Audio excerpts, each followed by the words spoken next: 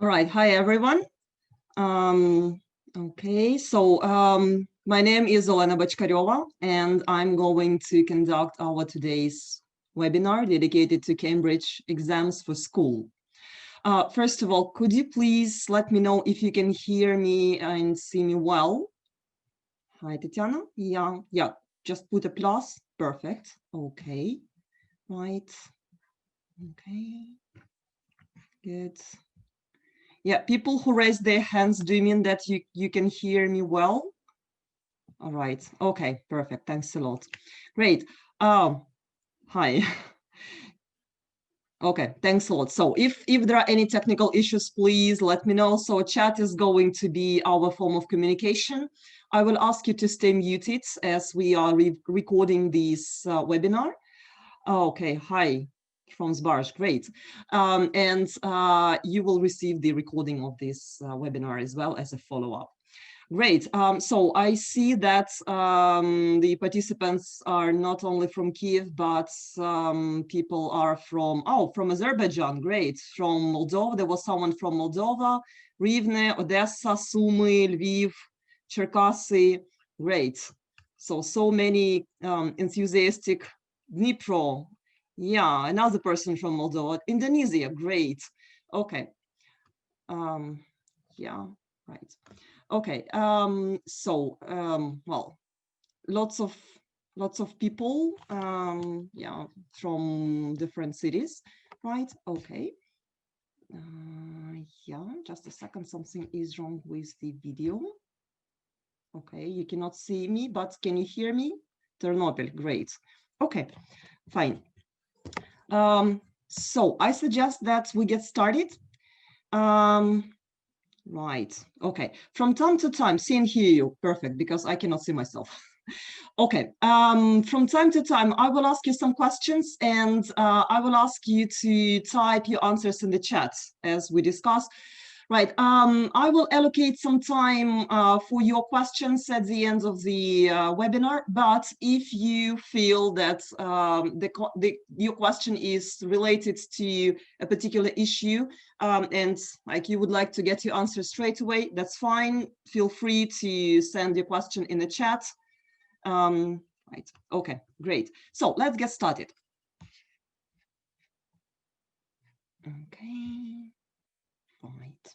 Okay, from the beginning. Good. So as you can see from the title, we are going here to talk about Cambridge exams for school.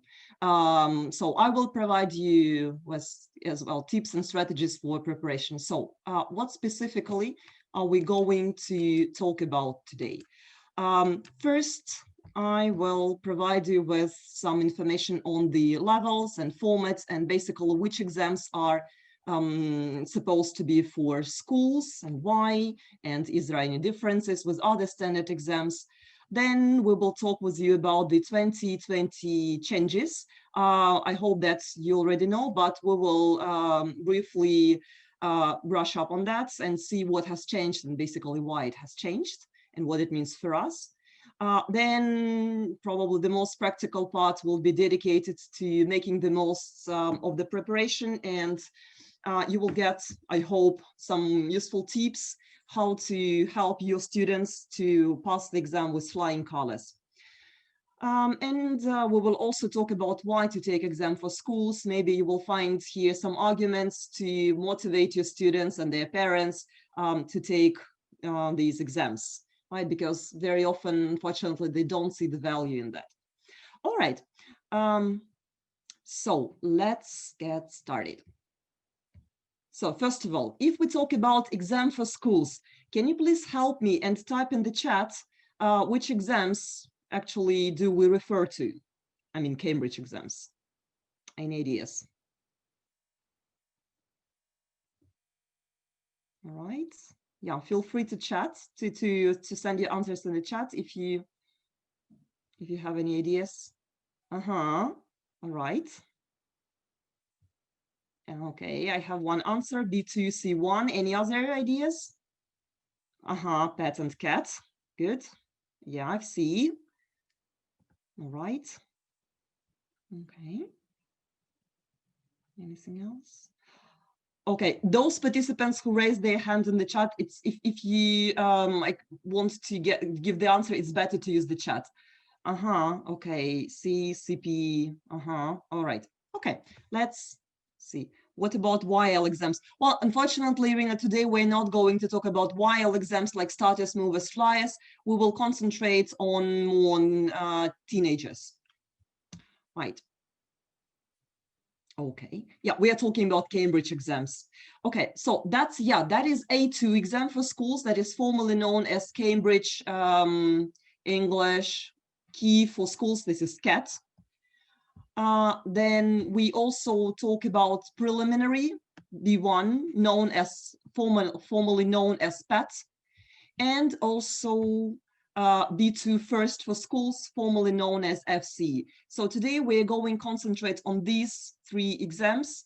They have like this A2, B1, B2 have 2 versions. They have a standard version that normally adults take, and also they have this version for school. Right? If we look at how it correlates with Safra scale, so basically they cover levels A2, B1, B2. Yeah, A2 is shared by another exam for young learners, flyers, but yeah, today we're talking about these 3 exams.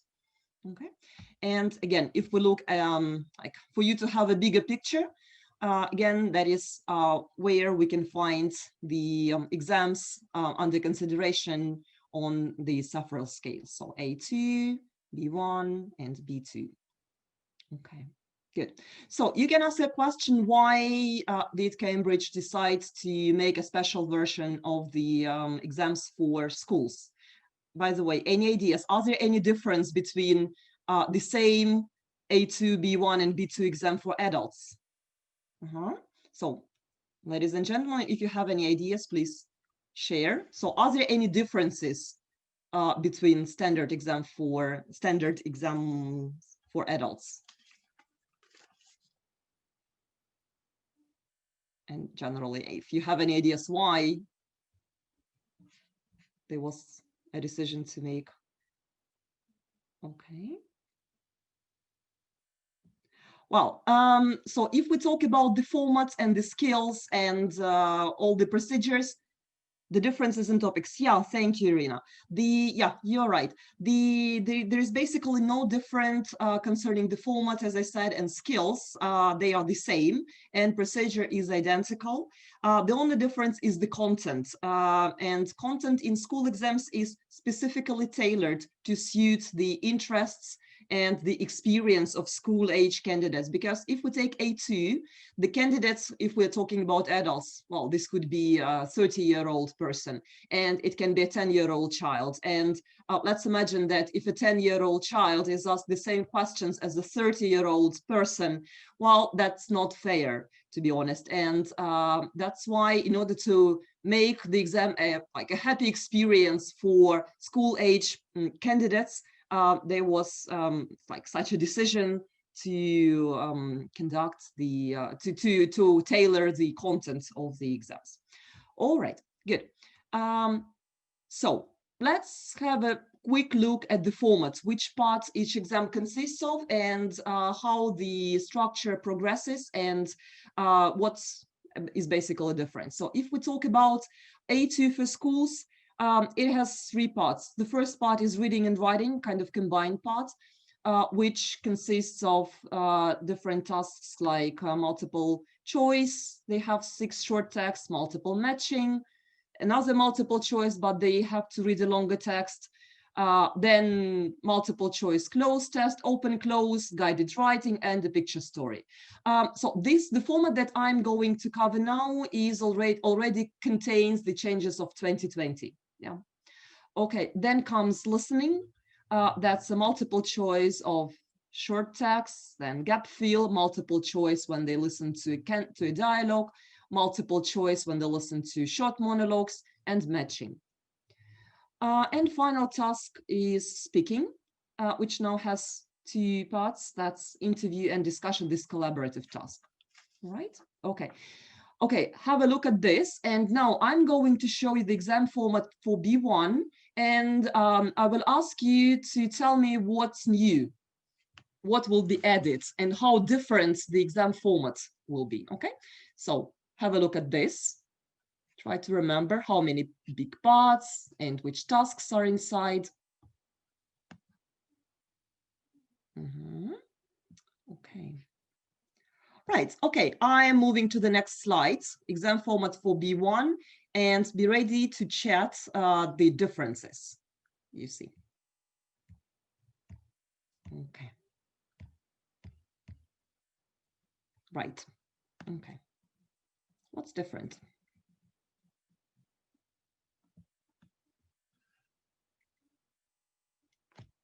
Okay. If you haven't, if you notice anything that's different, don't hesitate to send your message in a chat.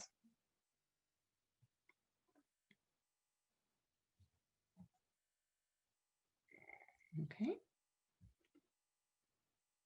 Yeah, exactly. More speaking tasks we see here. Okay, right. More texts, more tasks, exactly. What's the major difference if we talk about bigger parts? Dialogues, yeah, that's true. But what's the most drastic change or difference? Writing task, yes, but there is one more thing. Okay, in A2, if we remember the bigger tasks, there are 3 of them.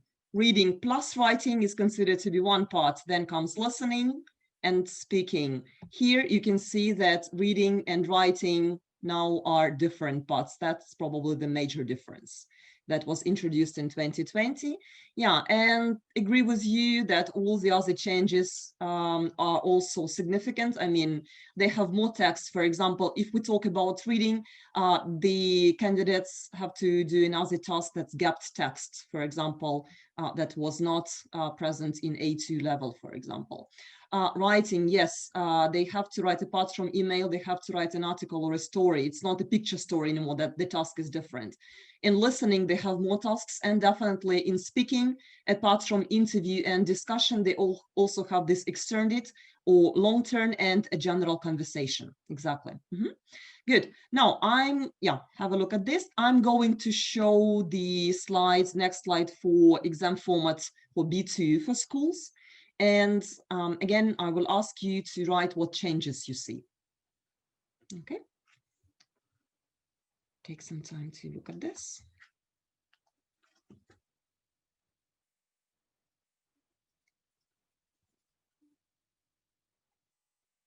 Okay, I'm showing the next slide. Okay. Okay.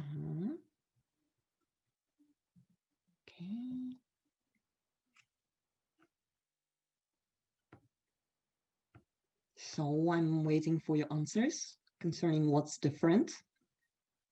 Extended writing, yes, agree. Yeah, exactly, Rina. Use of English, that's the new thing. Yes, yes, yes. Keyword transformation, good. Okay.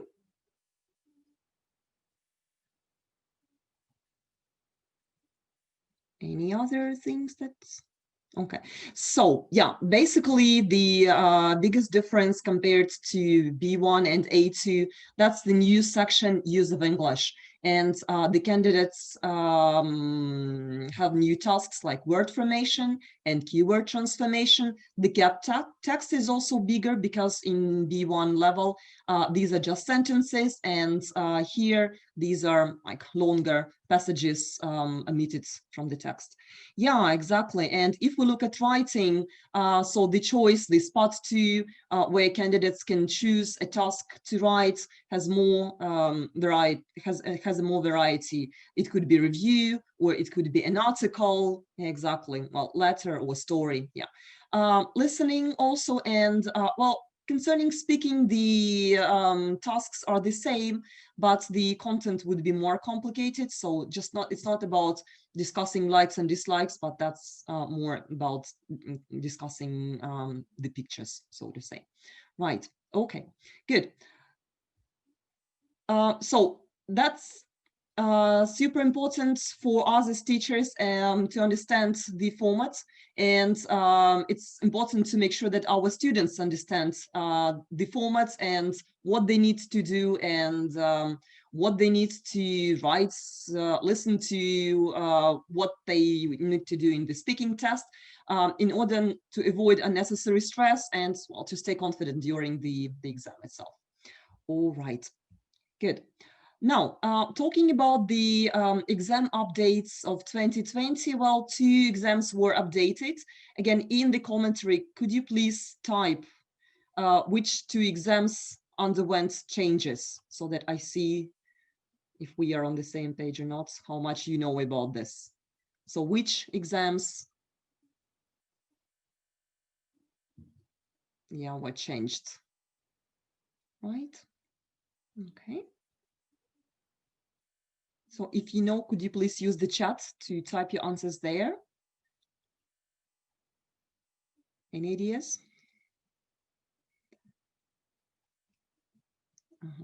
Seems to be no. Okay, so yep. Okay, yeah. First of all, why basically why Cambridge Assessment decided to make these changes? Well, first of all, this is to make sure that the exams are up to date with the latest research in language learning and teaching. The exams are updated regularly. Probably you know that in 2015, FCE was updated. So last year, and the changes became effective this year from January, A2 key for schools and B1 preliminary for schools have undergone a thorough review. Why? To ensure that the exams remain relevant to the needs of schools and learners, and they are in line with other tests. Again, the practical sense of this information and how it can be useful for us. First of all, when you use the materials for preparing for these exams, I mean A2 for schools and B1 for schools, make sure that you buy the relevant materials, that they are not out of date. And now the course books and other materials have this special notice updated in accordance with requirements of 2020. Yeah, so that is something that we need to pay attention to and be careful when we choose the materials for our students, so that we don't prepare our students for the outdated version of the exams. All right, okay. And yeah, some practical explanation why the exams were changed. First of all, and what actually changed. So new and updated tasks across all papers appeared, right? I mean, across reading, writing, listening, and speaking.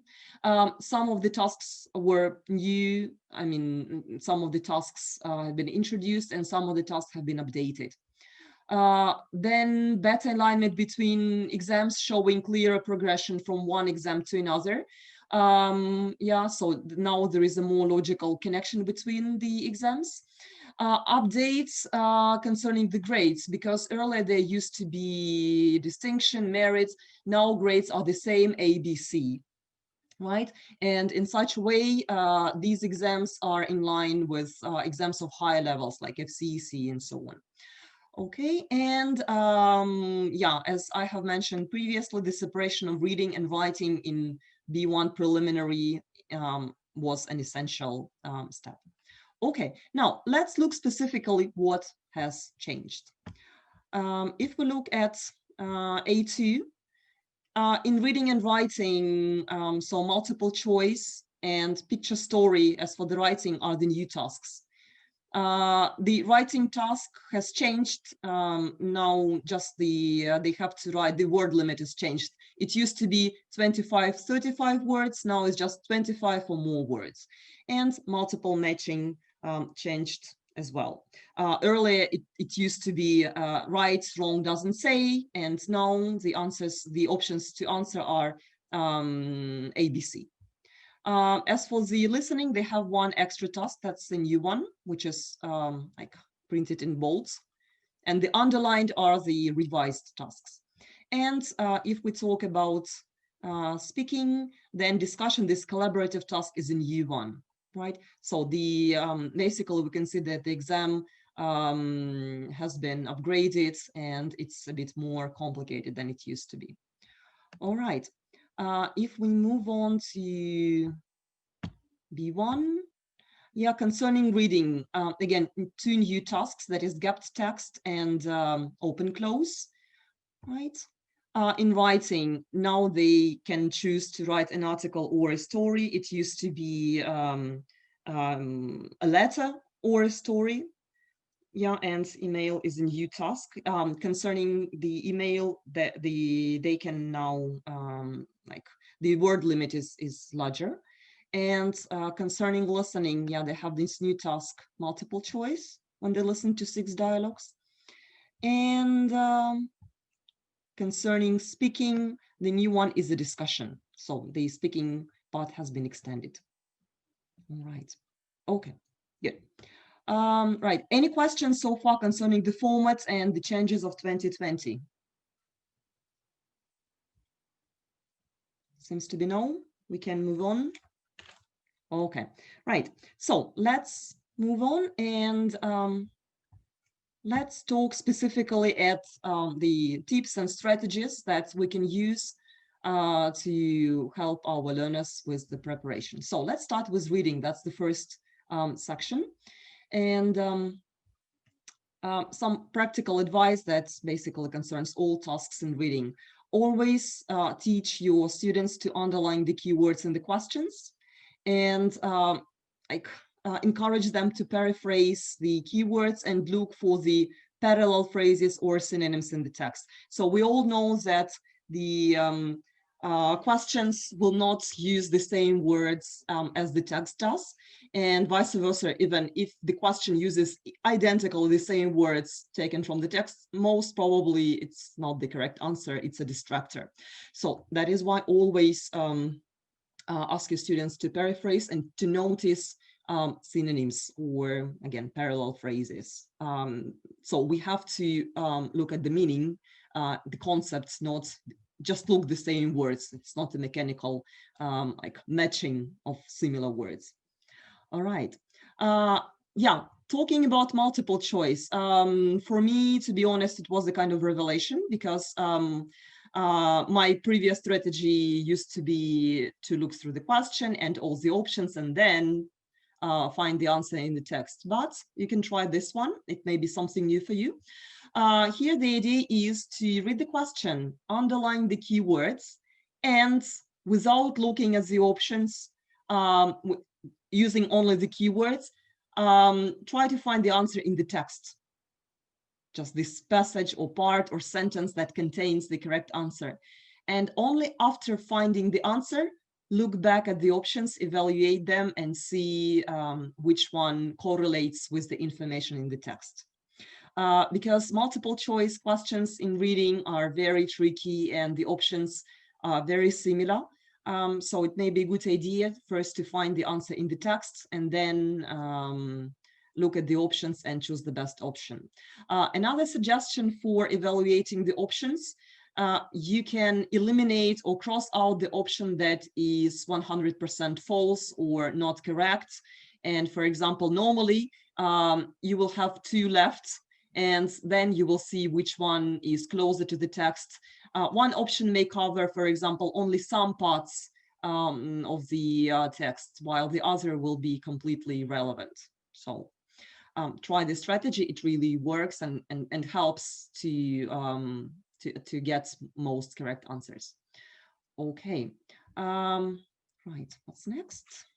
Gapped text. So that is the part that already appears in B1 level and B2 exam, I mean. That's the task when some extracts or sentences on B1 level are extracted from the text. And usually there is one extra, and students need to put these extracts in the correct place in the text. So my recommendation here is teach your students to pay special attention for reference words, such as it, they, she, he, and so on, because they can signal the connection with some part of the text. Another important thing is to teach your students to pay special attention and read attentively the first and the last sentence, the first sentence before and after the gap. Yeah, for example, if the last sentence before the gap, the sentence before the gap, let's say, said, well, about the artist, and the gap, one of the gaps start with he, this could be the correct answer because we have this reference word. And yeah, or vice versa, the students may find or may consider the extract, the option, to be the correct one, but then he sees suddenly that there is the word he, and he cannot find who it refers to in the previous passage. So in this case, probably he or she needs to look for a better option in the text, right? Okay. Okay, anything else here? Multiple matching, yeah. This text, that is the situation when we have several passages, 4 or 5, and then we have several statements, and our task is to decide which paragraph mentions this statement. Well, very often you can find the example to read the whole text. Well, it can work. But in order not to waste the time, because that's the exam, we are short of time, the students are stressed, you can use a bit different strategy. First, we need to look through the statements and underline the keywords there, because again, that is how we will track the correct information in the text. Then suggest your students reading not the whole text, but read paragraphs one at a time. For example, read only paragraph A, and after that, they get back to the list of statements and see if they can find any match. That's fine if they can find at least one, because the paragraphs will be repeated. So if they have found at least one match, good. They can move on to paragraph B, read it again, and like see if there is any match again here. What can you as teachers do to prevent your students from reading the whole text? That was the tip from my colleague, and I used it, and it worked. You can take the text and cut out the paragraphs. So don't give your students the whole text, just give the statements, and give like only paragraph, the cards with the paragraph one at a time. First, distribute only cards with paragraph A. Okay, as they read, so they're not distracted by other paragraphs. Then give them cards with paragraph B. They read another text, another paragraph, and see if there is any match, and so on and so on. Well, when they have all the paragraphs, they can get back to the paragraph they need and see if they can find all the other options. Alternatively, you can make a gallery reading and attach the like printouts with the paragraphs on the walls, and students can walk around and read the paragraph and like see which one has the statement, mentioning of the statement, right? Okay, good. Any other questions concerning reading? Some strategies, tips, something you wanted to ask? Okay, nothing at the moment. All right, okay. Let's move on to another stage, that is use of English, and be ready to do some practical tasks. Right, okay. So let's start with open close. That is the situation when students have to write any word in the gap. Well, it only seems to be that they can write any, because to be honest, the choices are limited. So please explain to your students that the main focus here is on grammar, and the missing words are not just any word in the world. They normally pronouns, for example, he, she, it, they, or something, or their, for example, personal possessive pronouns. This could be articles. This could be quantifiers like some, any, much, and so on. This could be modal verbs for higher levels, I mean, for B2, conjunctions, prepositions, yeah, linkers, right, all these kind of words.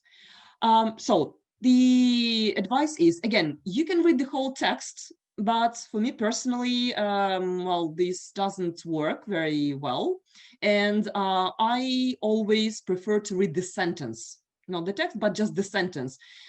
Please do not read the line, because the line will not give you the complete picture and the whole meaning of the like sense. So read the sentence. And try to guess first what part of speech is missing. And another thing that helps, always pay attention to the words around the gap, because they will help you, whether it is what a pronoun or it's a modal verb, for example, or yeah, it's a quantifier. Again, that helps a lot. Okay, let's do a practical task. I will show you a task. And first of all, let's try and predict what part of speech we need. Please, that's important. Dear all, do not write the correct answer straight away, okay? Just write the part of speech that we need here. Okay, here it goes. Let's, yeah, this 0. I work a motorbike stunt rider. That is, I do tricks on my motorbike as it shows. So what part of speech do we need? Okay. I hear the, okay, preposition. Yeah, right. Yes, ladies, you're right. We need a preposition. Okay, now look at the words which go before and after the gap. Perfect. Thank you. Yeah, preposition. Let's look at the words before the gap, and maybe we can like see a kind of fixed phrase. I work a motorbike stunt rider. So like I work plus profession. So now you can type the correct answer. So which word is missing? All right. Yeah, so I got 2 answers as. That's right. So the correct answer is as. So I work as a motorbike stunt rider. Good.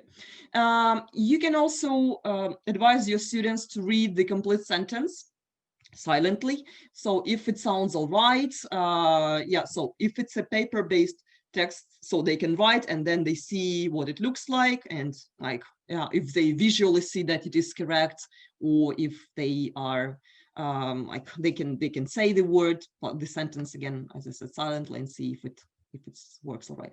Good. So always try to predict the part of speech that is missing and look at the words around the gap. Okay, so that was open close. Right. The next task that I'd like to concentrate on, that's multiple choice open close. That's the task similar to the previous one we have just discussed, but here students have the choices, 4 options to choose from. Here the main focus is on expressions, fixed expressions, phrasal verbs, linkers, right? Again, the choices, to be honest, are limited. And again, our strategy. So we need to read the sentence with the gap. Again, not just the line, but the whole sentence. Before looking at the options, try to guess the missing word. Again, following the previous strategy. Try to identify what part of speech is missing, and look at the words before and after the gap, and see if you can guess without looking at the options, and then look and evaluate and eliminate or cross out the missing, like the options which are not necessary. Again, we are going to try it now with you. I'm showing you the sentence, and okay, yeah, and let's work with 0, because to be honest, I will not give you any options for 0. That was an example. Yeah, and can you first type in the chat, as for 0, gap 0, what part of speech is missing? Okay, yeah, I have noun, exactly. Yeah, thanks a lot. That is a noun, that's clear, because we have article A, of history. So judging by article A, we can understand that this noun will be singular and it will be countable, and it will start with the consonants. Okay, a part of history could be. Any other guesses first for the correct answer? Almost, but not, Olga, this is not a part of history. If we think about history as science, okay.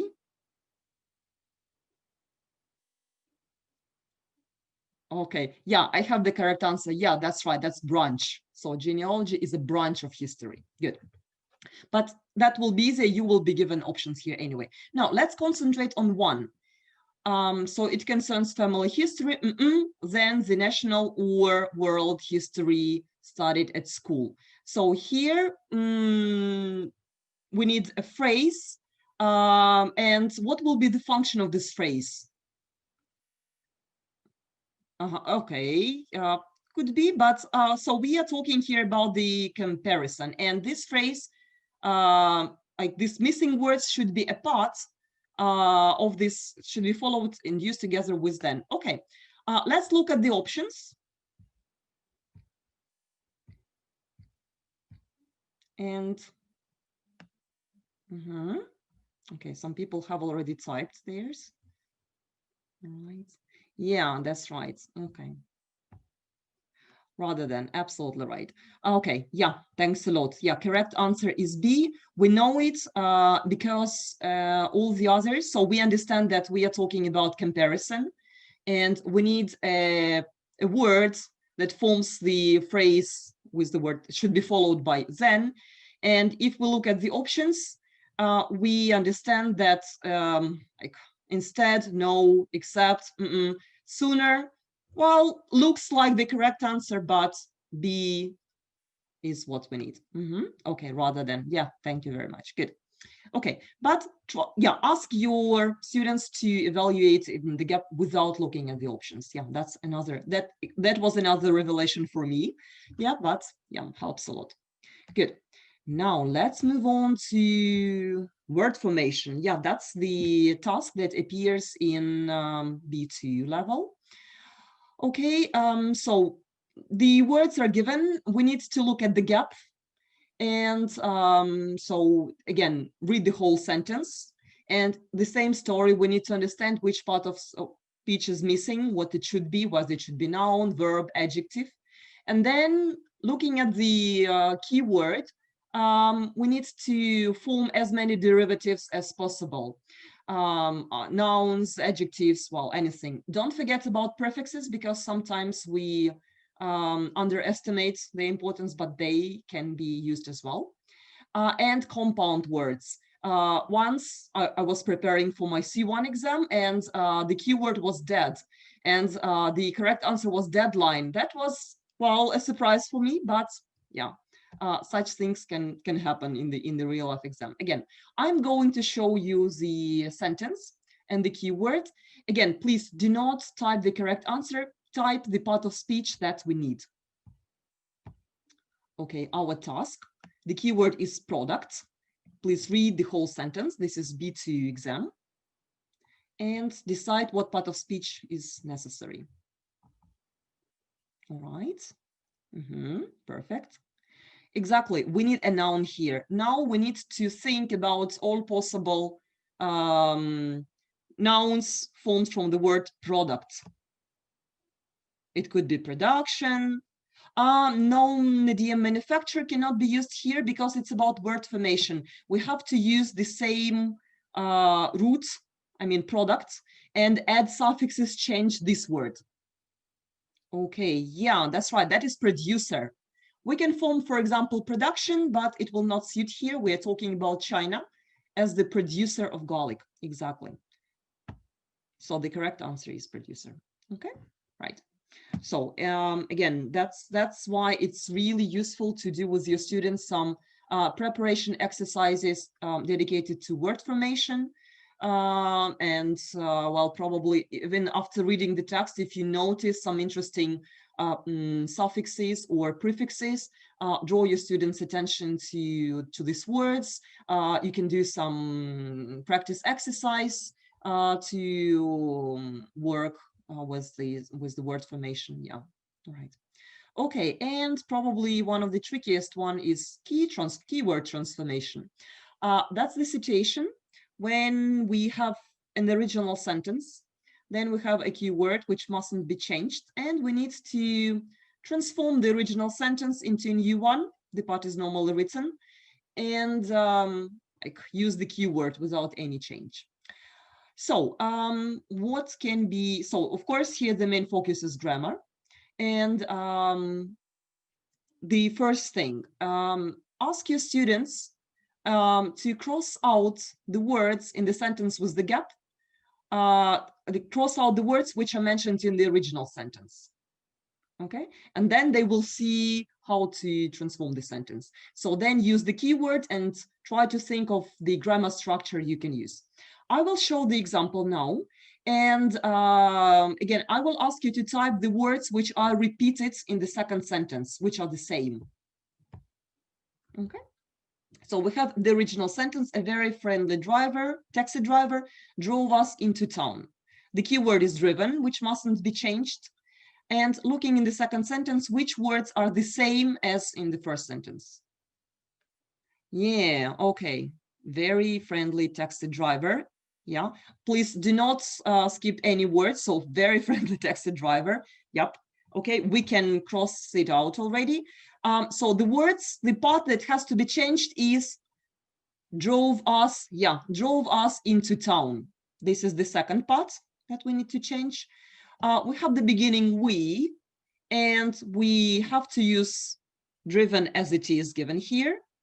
Okay. Right. Okay. But be careful that you don't miss. And yeah, thank you, Ludmila. Be careful you don't miss any prepositions. Right. Okay. Good. Yeah. Were driven. Yeah, guys, what did you miss? Into town. Don't miss anything. Because this part, yeah, that's right. That is the passive, but be attentive that most of you missed into town. Look at the answer. Any parts should be missed. Nothing at all. We have to be very, very careful because then it wouldn't be considered as a complete correct answer. The students will not get like 2 points for this one. 1 probably, but not 2. Yeah, so that is why, again, cross out the words that are used in the second sentence. So drove us into town. All these parts have to be reflected in the second sentence. Okay, right. Good. Right. So any other questions concerning use of English, because we are going to move on? No, seems to be no, nothing. Okay, good. No, great. So let's move on. Okay, writing, quite a tricky part. Yeah, because it's requires us to think of the ideas and then to put everything into beautiful language. First, I'd like to show the criteria that the examiners take into account while they check the students or candidates answers so that you as well understand what to pay attention to and how to orient your students. So first of all, it is content. The examiner looks at whether what you wrote corresponds the tasks. The tasks if you write about what you were asked to write. That is why it's really important not to skip this I would say task analysis stage with your students when you just analyze the like what's like type of text you need to write, what the keywords are, and which elements you have to write about, and which can something that is more important, something that is less important, and so on. So be careful. So if you need to complain about something, you have to. If you need to write about positive aspects, but you're writing about negative ones, well, that can be a problem. The score can be downgraded in this section. Okay, then comes communicative achievement. It mainly deals with the style of writing. That's something that is called appropriacy. Whether your writing is formal, informal, or just right. Because if you need to write an informal letter to a friend and your students want to use some beautiful language, and I mean some complicated nice language, they may be downgraded because it is not relevant in terms of style, or vice versa. If it's a formal letter to, I don't know, city authorities with suggestions on some improvements in your local areas, or a letter to school authorities, and the students use some very formal language, very informal language, sorry, colloquial, or they use contractions, yeah, this could be a problem again. Right, then comes organization, that is how the writing is organized in paragraphs. Is it logically organized or not? Are the ideas within each paragraph organized logically or not? If the candidate used linkers, for example, to combine the ideas, right? If that's the, let's say, email or a story, is the beginning and the ending are logical, relevant to this type of writing or not? So that's another important criteria. And then we're talking about the language. That's the general criteria for grammar and vocabulary. So if the, yeah, so if you sort of show off the sparkling vocabulary, or do you use the basic words, right? If you write good, think, bad all the time, did candidates use a variety of grammar? Are there any spelling mistakes or not? Punctuation. So all these things count here. And yeah, just if your students want to get a high score, please explain to them that they need to use a variety of language and vocabulary just to show the examiner that they really have this level, a very good command of English, and so on. Okay. Any questions concerning the criteria? So each of the criteria is given certain number of points, and then the candidates have the secret way of calculating and transforming the marks into the total number. Well, that's secret information. No one knows it. Right outside Cambridge, and then students get their marks according to the scale. Okay, let's move on again to some practical tips and suggestions that you can use while training your students. So, right, okay. Again, as I said, make sure that your students read the questions carefully, the task carefully, and underline the most important parts. Again, what they need to make sure that they don't go off topic, right? Then it's a good idea to make a plan, because they can see, if they make a plan, they can see if they refer closely to the question or not. So it's a good idea to brainstorm the ideas of their future writing work. If they make a plan, they will also look for the opportunities to develop the ideas. Yes, how to develop. And they can also think what kind of language they can use while planning. For example, in this stage, well, I'm going to compare the past and the present. For example, I can use the present perfect or used to. And here, when I need to talk about, speculate about the future, I may need to use some maybe modal verbs or some phrases for speculating, like likely or due to. Well, that is all possible. So they can even plan this, right? Or even you can give such a task, like to give the task, brainstorm the ideas, think about the organization, how you will develop the ideas, and okay, guys, what grammar can you use here? What kind of complex grammar can you use here to impress the examiner? All right, corrections. If it's paper-based version, the students, of course, can make some corrections. By the way, if it's the paper-based version, they do this task. They use the pens, not pencils. So, and they are not allowed to bring the correction fluid with them, by the way.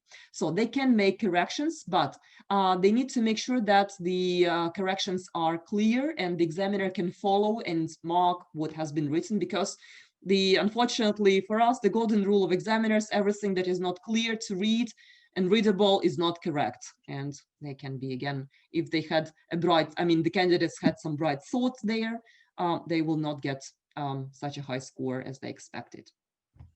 Okay. And yeah, another suggestion is it's a good idea for the students to imagine and think about the target reader, and then to try and write in the appropriate style. If that's an email to a friend, so your students can use less formal style or informal style. And if the target reader is the school principal, well, in this case, they have to use adequate language for this. All right. Any other questions? Any questions, doubts concerning writing? Okay.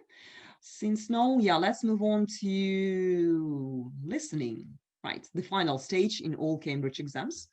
Again, the same story as in reading. Encourage your students to underline the keywords in the task and in the options if it's multiple choice. Make sure that your students understand the task and they focus on it, because that's the trick with Cambridge exams, that very often you can understand every word in the recording, but unfortunately you cannot answer the question as it seems to be completely irrelevant to what you hear. Well, that's not really so. The main thing is that we need to like focus on the question as close as we can. Again, the keywords will help us. Well, you can also practice paraphrasing, rephrasing the keywords so that the students can catch the synonyms or parallel phrases, which will show, yeah, the correct answer is here. The situation with the gap fill, that is when students have to complete the notes. Again, teach them to process the information in the gap and what can be missing. At least they can think of the part of speech, like it's something, okay, I need a noun here, or I need an adjective here. What kind of noun is it? Is it positive or negative? Or yeah, just the words around the gap as usually help a lot. Right? Okay. Anything here? Yeah. As you know, in Cambridge exams, we are lucky to hear 2 times, unlike IELTS, for example. And it's a good idea during the first listening to try and answer as many questions as possible. And then while listening for the second time, you can just check your ideas and see if you can write like complete the gaps with the missing information, or maybe like see if you had some doubts in any task. Now you can yeah, resolve all these doubtful questions. Okay. Any questions concerning listening?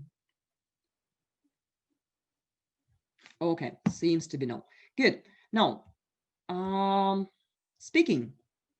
One more task. Yeah, so what's important here?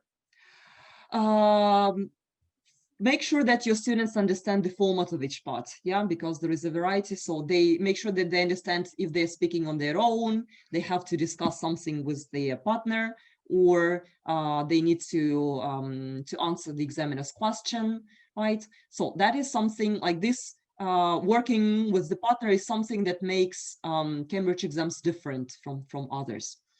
Okay, while answering, again, teach your students to offer more than the bare minimum to the examiner. If the question is, where are you from? It's not enough to say, I'm from Kiev. They can also add that that's the capital city of Ukraine and basically the largest city, and I've been living here all my life. Well, 3 sentences would be fine. Again, your students should avoid giving just yes and no answers, because in such a way they will not be able to demonstrate the range of lexis and grammar to the examiner. Yeah, it's a good idea to give examples that help them and extend the sentence or statements, right? Or maybe giving reasons and saying, for example, why they like learning English, because it provides them with the opportunity to speak with people from different cultures and travel freely and so on. When we get to long term, the students in, for example, B2 exam are asked to compare and contrast pictures. Make sure that your students do that and they teach them some language of comparison and contrast. Make sure that your students use the signposting language, these linkers, to structure the response. Yeah, so concerning the first picture, but if we turn to the second, yeah, and very often they need to speculate or hypothesize, for example, how are the people feeling, so you can, like, again, teach them this language of speculating. So they might, so I believe that they are sad because they might have quarreled, for example. Yeah, so we can use this kind of language. Okay, okay, long term. Sorry, discussion or collaborative task. Here it's important to express not only your own opinion, but also ask your partner. So generally, they should be interaction. Your students have to demonstrate interaction to the examiner. That's why they have to listen attentively to what their partner says and respond to the comments. That's why even if you have any discussion activities in the classroom, always give them a task to listen to the partner and then report back, or maybe to ask an extra question. So in such a way, you will encourage them to be attentive to listening to what the partner says, right? And yeah, so always allow space for interaction, not just expressing your opinion. Another thing is that your students should know and should be able to respond constructively on what their partner says and to show interest in what they say. Because if it's just like exchange of several phrases, but these students do not build up on what the partner has previously said, it not be that much valuable for the examiner. But there should be interaction, which involves the opinion and the statements and the responses of the partner. Okay, any questions here? All right, seems to be no. Good. Okay, so finally, why to take exam for schools? How to encourage your students and parents to prepare for exams? Well, Cambridge Assessment says that learning English is more than just exams and grades, and it's about communicating and enriching life experience and opportunities. So the qualifications, like these exams, is a good thing to give some kind of milestones and keep track of the progress students make. Yeah, and in such a way they can be more motivated if they are just not learning for sake of learning, but if they learn for the exam, they have some kind of purpose, and it will make them, yeah, it will keep them more motivated. Anyway, in the life, if they want to get their education abroad or to be successful adults in any field of work, they will need to take exams. And the earlier they get used to the procedure of taking exams, so the less stressful they will feel in the future. And if they go step by step, all the stages from young learners, moving on to A2, B1, B2, they will get more experience of taking exam, and like they will be able to transfer this positive experience into other situations, other similar situations, let's say. Okay. All right. Question. Yeah, yes, Elena, the video will be recorded, or you can join our webinar tomorrow at 3 p.m. and have a possibility to be present again. No worries. All right. And yeah, some more practical things about why. So Cambridge exams, including exams for schools, are officially recognized language tests worldwide. Just if the child, the student goes to any country and shows the certificate, school authorities will have a clear idea of what level they have. Then the quality is proven among educational institutions, right? Then these exams are for a wide range of levels and skills. So a candidate can choose any adequate level and take it without any extra stress, unlike IELTS exam, for example, which is a test for all levels. And let's say upper intermediate students sometimes feel frustrated, or intermediate students here, if it's A2, students know what kind of language to expect, and they will not be frustrated if they come across something like that is not adequate. No, just that will be everything up to their level. Exams themselves are secure, reliable, and fair. I mean, the content, the tasks are well developed, and so they meet all the criteria of reliability the exams have. Then Cambridge exam or test results does not have an expiry date. That's an advantage over TOEFL or IELTS, which are valid only 2 years. It just shows that on a particular date, let's say April 15, year 2021, the candidate demonstrated A2 level, let's say, so at a specified level. Another thing is that the institutional organizations may require, so to say, a fresh certificate. yeah, that's another story, but the results do not expire. And the good thing for us, I mean, for Ukraine, those who are from Ukraine, that, well, if nothing changes, fingers crossed, but so far there is a rule that if your students successfully pass B1 exam, they do not need to take DPA at school, and they automatically get 12 mark, the highest one. Yes, and the same for 11 formers, that's exam B2. If they get it successfully, they don't need to take DPA for the 11th form, they get 12 already.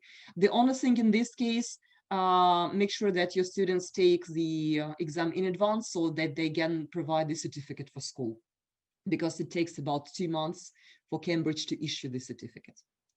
All right, okay. Yeah, and of course, taking exams is also the way to upgrade your English. Yeah, good. And you test all the skills. Okay, so once more, the correlation of the exams we were talking about and the sufferal levels, right? Okay, great. And yeah, at the end of the webinar, I'd like also to provide you with some information that our Center, Great Education Center, can offer you.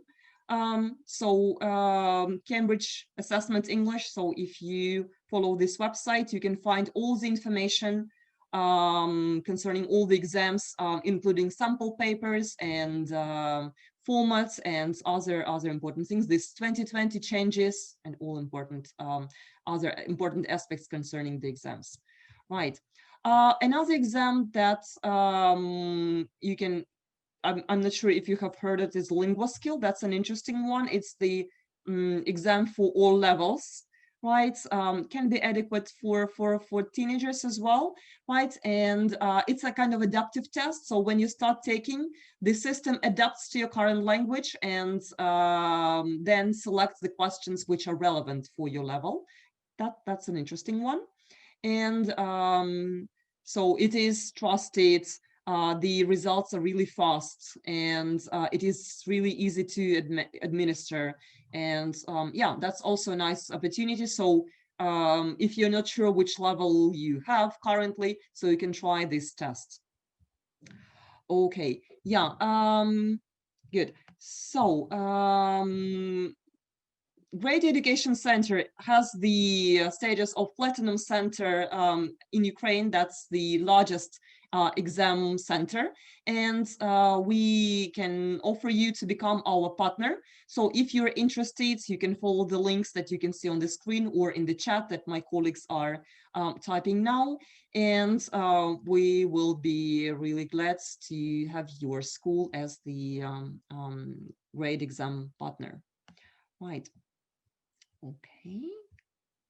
Yeah, and those of you who are interested in teacher training, we have a big teacher training department headed by Katerina Prochenko, our outstanding teacher trainer. And you can join our CELTA and Delta courses. Now we are running CELTA 100% online due to the epidemic conditions. And also there is part-time CELTA. And so that's a great investment in your professional development. And that's the course that will change your life forever, and you will not be the same after you do it, believe me. Right, okay. Good. Another product that you might be interested in that's not connected with our main topic of today, but if you're interested in taking IELTS or preparing your students for IELTS, our online like department that works with online platforms, thank you, Tatiana, has developed this great platform for self-study for IELTS. Currently, it's mainly dedicated to developing writing skills, but you can also find the information on reading, listening, and speaking.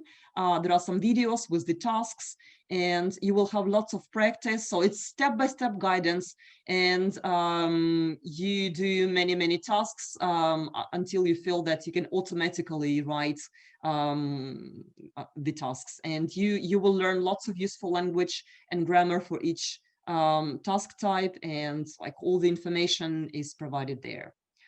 All right, good. So you can register. Yeah, you can use this promo code and you can get some reduction. Yeah, so so we have different plans. You can choose the basic, you can choose complete. So that's a really great course that worth trying if you're interested in taking IELTS. Okay, good. Thanks a lot, Olga. Okay, questions and answers. Okay, thank you very much, guys. Any questions that you have concerning whatever Cambridge exams or any other aspects? All right, thank you. Thanks a lot. Great. Okay, seems to be no questions. So yeah, as a follow-up, you will get the recording, maybe not today, a bit later. Yeah, but yeah, you will. Great. Okay, thanks. I'm really happy that it was useful. Right. Thank you. Any question? No. All right, then thank you very much. Yeah, the recording will be provided. Okay, thanks a lot. Thanks for staying, for being active and participating. I hope that this information will be useful. So I wish you the best of luck in your professional activity and preparing for the your students for exams and empowering them. I hope that they will do their best in the exam. Okay, thank you very much and hope to see you in the future and to have you as participants of our webinars in the future. Okay, so have a lovely evening and goodbye.